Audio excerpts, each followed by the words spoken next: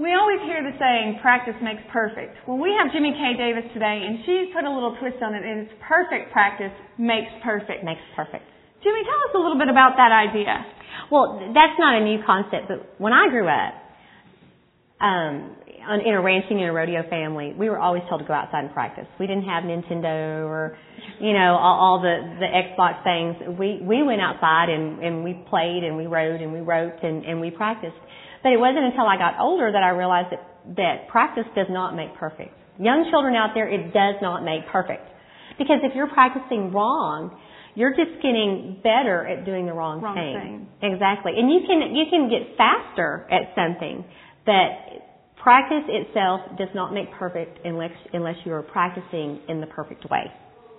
And that's probably a really key point to make, because we do always hear, perfect practice, everything. But right. I've worked with that on some young girls that we ride with, is they practice wrong all the time, and that makes it even worse when you go to the arena, because it's going to be compounded by stress and nerves. And sure, because everything is exaggerated when you run. If you have a horse that steps out in practice, he's going to step out when you run.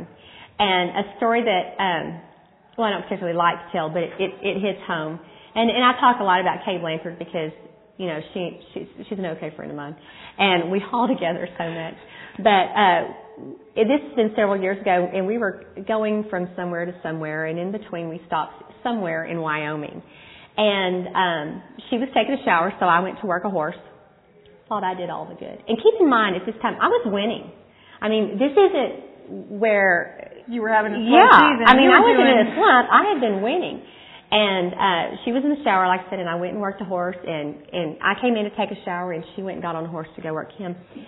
And as I'm getting out of the shower, I hear her screaming at me. She said, "Get out here." And the pin had been drugged before we got there. So the only tracks in the arena were mine. Well, not good for you, huh? So, and I had trouble with the horse I was riding at the time, was stepping out on the third barrel. And she said, "Come here and look at these tracks." And you could see my little tracks where I was doing all the good. And I get to the third barrel, and I was stepping out. So he had done exactly what I had practiced doing. And I said, "Well, I sure didn't realize that. That's good to know." I said, "But I'm sure it'll be fine." She looked at me, and I said, "I'll go get dressed." So I had to go back and rework my horse, because I had not practiced perfect, and I had been running exactly like I had been tuning my horse. He had done exactly what I'd asked him to do.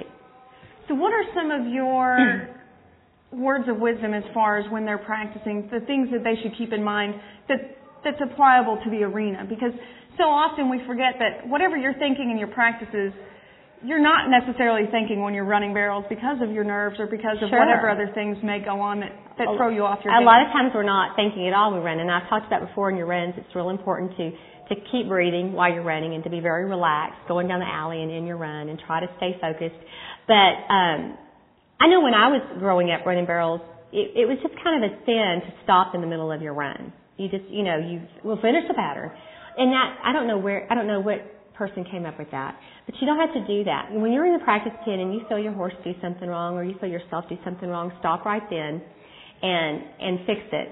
And then this is what I work with a lot of young kids riding, and I always ask them, because especially with young kids, they're kind of, they're always in a horse's mouth, or they get onto them, and I ask them, I said, when you're working your horse, I said, think of it like this. When you come in from school in the afternoon, do you want to walk in your house and your mother just jump in the middle of you about go clean your room and go clean out the stalls? Or do you want her to say, "Hey, how was your day?" and see what you're going to do before she gets on to you? And kids obviously say, "Well, I would like her to give me a chance." I said, do the same thing with your horse. Well, let them go. Let them see if they're going to do the correct thing, if they're going to know their job, as everybody always says. And then if they don't, then get on to them. And then I asked the kids too, I said, and when you do something wrong, do you like for your parents just to hammer on you, or do you like for them to say, "Don't do that again," and let it go? And obviously they say the latter. And it's the same with horses. If you're constantly in their mouth, or if you're constantly, kicking them with your feet, or whatever it may be, it's numbing. So when your horse does something wrong, correct it and then let it go. And let them be relaxed, and this is bad and this is good.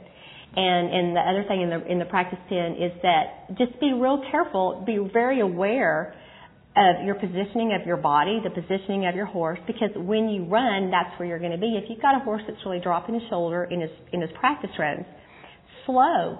He's going to be slashing barrels when he runs. And if you've got a horse that's swinging his rear end out slow, he's going to really do that in his runs. So take your time and back off and go back in the practice pen and correct those things. So when you run, you get the run that you're wanting. I think we've touched on it so many times before with various people that is so important, is slow yourself down. Exactly. Make sure that you've got it at the slow speeds before you really try and add speed into it. To go fast, Confucius say, row slowly. And it's true. My mother, I remember when I was a little girl and was running barrels, all the other moms would say, hurry, hurry, hurry. My mother always said, be smooth. She'd say, because I know what you do, and if you're just smooth, you're going to be there. But if you hurry, there's just not a bit of time to happen. there's no saving it, huh? Well, and we talked about that last night. I was just talking to Sheridan about that. I was in the Big Bucks run last night, and I was on the Derby mare, and she's been working so good, and I just rode awful, you know. But she did exactly what I asked her to do, you know, and so there wasn't anybody to blame but myself, and we just hope that. And the sad part about it is that we have been practicing perfect on her. Well, but sometimes I think, too, we need to keep in mind that we're asking the horses to do the things, and they're doing those, but then we may get frustrated with them outside of the arena because we think, well, they did this, and we neglect to think, I asked them to do this. Nobody wants to blame yourself. And that's one of the things you'll see with the top competitors, is they're always really quick to blame themselves first, because you have to start with you. You know, you're the pilot, basically. You know, you know, my dad always said he was a quarter horse racing jockey, and he would say, you got the reins. You're the one steering. You know, you're the one steering. And I think you have to look within yourself first, because sometimes it's not you. But it's really easier to correct yourself if you'll just open your mind up to take an honest look at yourself. And another thing I was going to mention a while ago too, this is so basic, and people, when I tell them this, they think that I'm just kind of patronizing them. But this is go, and this is whoa on your horse. And I tell that to people, and they're like, yeah. We know. Yeah. But you'd be surprised at how many times that people go the opposite way with that. You know, that little girls are bad to pull and whip and lean forward. Can you imagine what a horse must be thinking? Go, whoa, stop.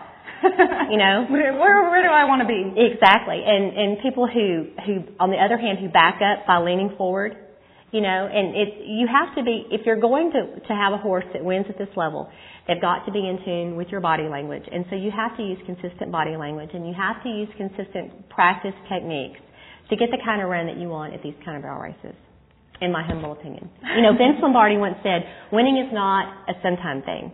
It's an all-time thing. You don't do the right things sometimes. You do them all the time. Winning is an all-time thing, but unfortunately so is losing.